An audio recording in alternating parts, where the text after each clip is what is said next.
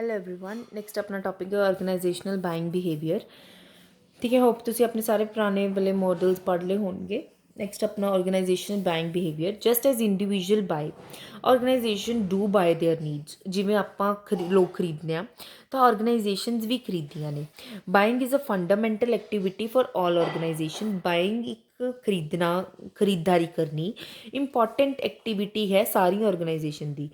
ਕੋਈ ਵੀ ਲਗਾ ਲਓ, ਬਿਜ਼ਨਸ ਫਰਮ ਲਗਾ ਲਓ, schools, colleges, temple, churches, mosques, ਗੁਰਦੁਆਰਾਸ, political parties, government and their agencies and so on. ਠੀਕ ਹੈ, ਇਹਨਾਂ ਨੂੰ ਕੁਛ ਨਾ ਕੁਛ ਚਾਹੀਦਾ ਹੁੰਦਾ ਕਿ ਅਸੀਂ ਵੀ ਆਪਣੇ ਗੁੱਡਸ ਐਂਡ ਸਰਵਿਸਿਜ਼ ਅਗਰ ਆਪਾਂ ਨੇ ਕਿਸੇ ਨੂੰ ਦੇਣੀ ਹੈ ਤਾਂ ਇਹਨਾਂ ਨੂੰ ਵੀ ਆਪਣੇ ਉਹਨੂੰ ਗੁੱਡਸ ਐਂਡ ਸਰਵਿਸਿਜ਼ ਕੰਸੀਡਰ ਕਰਦੇ ਨੇ ਜੋ ਅੱਗੇ ਫਰਦਰ ਪਰਚੇਜ਼ ਕਰਦੇ ਹੈ। ਅਗਰ ਸਕੂਲ ਦੀ ਗੱਲ ਲਗਾ ਲਈਏ, ਸਕੂਲਸ ਨੂੰ ਚੇਅਰਸ ਚਾਹੀਦੀ ਹੈ, ਟੇਬਲ ਚਾਹੀਦੇ, ਇਨਫਰਾ ਚਾਹੀਦਾ, ਕੰਪਿਊਟਰ ਚਾਹੀਦੇ, ਸਭ ਫੈਸਿਲਿਟੀ ਸਕੂਲ ਵਾਲਿਆਂ ਨੂੰ ਵੀ ਚਾਹੀਦੀ ਹੈ। On the other and colleges ਨੂੰ ਵੀ ਚਾਹੀਦਾ, ਟੈਂਪਲਸ ਵਾਲਿਆਂ ਨੂੰ ਵੀ ਚਾਹੀਦੀ ਹੈ ਨਾ। Thus, a supermarket buys paper and plastic bags, enabling the customer to carry their purchases. Supermarket ਵਾਲੇ ਨੂੰ ਇਹਨਾਂ ਨੇ ਕੁਝ ਐਗਜ਼ਾਮਪਲਸ ਦੇ ਰੱਖੇ। ਸੁਪਰਮਾਰਕੀਟ ਹੁਣ ਪੇਪਰ ਬੈਗਸ, ਪਲਾਸਟਿਕ ਬੈਗਸ ਖਰੀਦੇਗਾ ਕਿ ਕਸਟਮਰ ਨੂੰ ਅਗਰ ਉਹ ਪਰਚੇਜ਼ ਕਰੇਗਾ ਤੁਸੀਂ ਉਹਨਾਂ ਨੂੰ ਦੇਣਾ। ਕਾਲਜ ਅਤੇ ਆਫਿਸ ਬਾਏ ਕਰਨਗੇ stationery, day to run administration ਦੇ ਵਿੱਚ ਉਹਨਾਂ ਨੂੰ ਜ਼ਰੂਰਤ ਹੈ। Organizational buying may be defined as the decision-making process by which formal organization established the need of purchase product and services।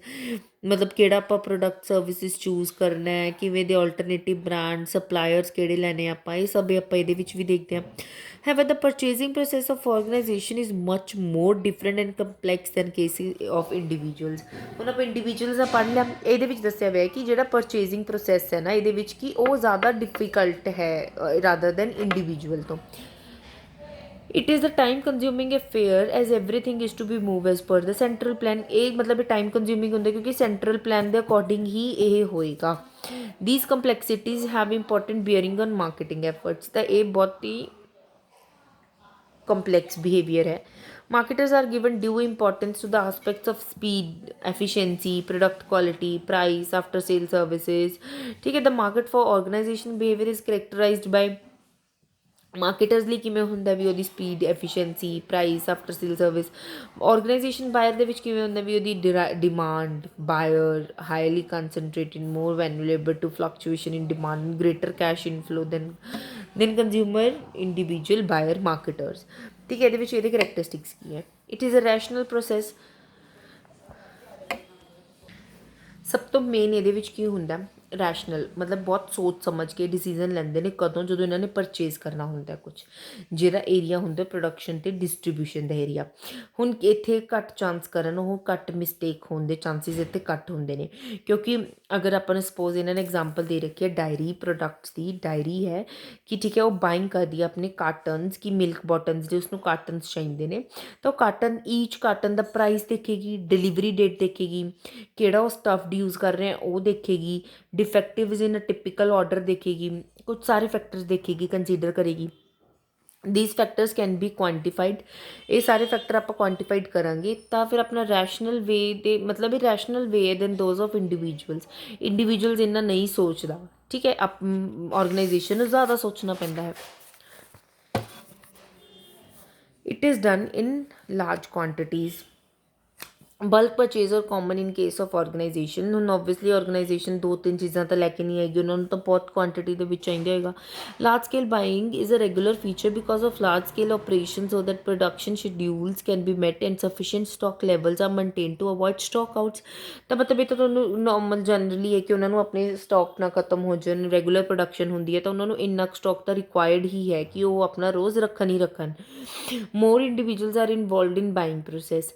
Purchase is not one man's responsibility or one man show, instead good many individuals drawn from different departments are responsible for the purchase decision। it is more committee decision than an individual। ਹੁਣ ਹਰ ਇੱਕ ਨੇ ਦੇਖਣਾ ਹੈ, production ਵਾਲਾ ਹੋਏਗਾ ਕਿ ਉਸਨੂੰ ਜ਼ਿਆਦਾ ਪ੍ਰੋਡਕਸ਼ਨ ਮਿਲੇ, ਸੇਲ ਵਾਲਾ ਕਹੇਗਾ ਨਹੀਂ ਇੰਨੇ ਪ੍ਰੋਡਕਟ ਸੇਲ ਨਹੀਂ ਹੋ ਰਹੇ ਤਾਂ ਤੁਹਾਨੂੰ ਘੱਟ ਕਰਨਾ ਚਾਹੀਦਾ। ਤਾਂ ਇੱਕ ਮਿਊਚੁਅਲ ਡਿਸੀਜ਼ਨ ਹੈ, ਇੱਕ ਰਾਦਰ ਦੈਨ ਇੱਕ ਇੰਡੀਵਿਜੂਅਲ ਦਾ ਨਹੀਂ ਹੁੰਦਾ। ਇਹ ਪ੍ਰੋਪਰ ਇਹਦੇ ਵਿੱਚ ਕਮੇਟੀ ਹੀ ਆ ਜਾਂਦੀ ਹੈ। Purchase criteria are well defined। Generally, organization buyer behavior a few brand to choose an individual and their purchase are subject to evaluation according to the predetermined criteria that are specific to overall needs of the organization। ਇਹਦੇ ਵਿੱਚ ਕਿਉਂ ਨਾ ਆਪਾਂ individuals ਹਾਂ, ਆਪਾਂ ਬਹੁਤ ਸੋਚਦੇ ਹਾਂ ਆਪਾਂ ਟੀਵੀ ਕਿਵੇਂ ਪਰਚੇਜ਼ ਕਰਨਾ ਹੈ, ਕਿਵੇਂ ਕੀ ਚੀਜ਼ ਪਰਚੇਜ਼ ਕਰਨੀ ਹੈ, ਪਰ ਆਰਗੇਨਾਈਜੇਸ਼ਨਲ ਬਾਇਰ ਕੋਲ ਫਿਊ ਬ੍ਰਾਂਡਸ ਹੁੰਦੇ ਨੇ, ਉਹ ਉਹਨਾਂ ਨੇ ਇਵੈਲੂਏਟ ਕਰਨਾ ਡਿਸੀਜ਼ਨ, ਅਤੇ ਉੱਥੋਂ ਹੀ ਆਪਾਂ ਨੇ ਆਪਣੀ ਆਰਗੇਨਾਈਜੇਸ਼ਨ ਦੀ ਨੀਡਸ ਨੂੰ ਫੁਲਫਿਲ ਕਰ ਲੈਣਾ ਹੈ। On the contrary the individual consumer evaluate the purchase situation more in general and intuitive way. ਉਹ ਕੀ ਹੋਏਗਾ ਕਿ ਉਹਦੇ ਵਿੱਚ ਆਪਾਂ ਜ਼ਿਆਦਾ ਸੋਚਦੇ ਹਾਂ, ਆਪਾਂ ਨੀਵਲੇ ਬ੍ਰਾਂਡ ਤੋਂ ਲੈਣੇ ਆ ਕੱਪੜੇ, ਆਪਾਂ ਨੇ ਦੂਸਰੇ ਬ੍ਰਾਂਡ ਤੋਂ ਲੈਣੇ ਆ, ਠੀਕ ਹੈ। Extensive contact between ਬਾਇਰ and sellers, regular and more in extensive contract between organizational buyer and sellers is warranted because the industrial goods market is localized and few buyers